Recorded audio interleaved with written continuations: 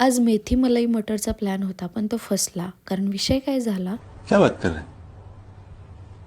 उद्या भोगी आहे हे मी विसरलेच होते. कारण आज जरा वेळ मिळाला म्हणून फ्रीज पुसत बसले आणि संध्याकाळी मिली छान खेळत बसली होती म्हणून तिच्याजवळच भाजी निवडत बसले. मेथी आणि वाटाणा तर माझं छान निवडून झालं होतं, पण मिलीने इतका पसारा केला होता ना की ते आवरता आवरता ती निसान झाली होती.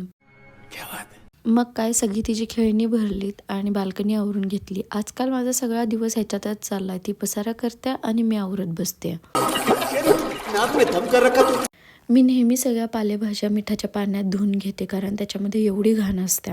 आणि भाजी धुताना मला अचानक आठवलं की उद्याच भोगी आहे. मग काय, निवडलेली सगळी भाजी साईडला ठेवले आणि कुकरला डाळ लावली. शुभमचा आज उपवास होता, पण आता त्याला डाळीशिवाय पर्याय नव्हता. आणि वर त्यालाच फोन करून भोगीच्या पूजेसाठी लागणारं सामान आणायला सांगितलं. आणि दुसऱ्या दिवशी सकाळी लवकर आवरून पूजा करून घेतली आणि नैवेद्यासाठी भोगीची मिक्स भाजी आणि बाजरीची भाकरी बनवली. भेटूया नेक्स्ट ब्लॉग मध्ये. तोपर्यंत स्वतःची काळजी घ्या आणि खुश रहा. Bye bye.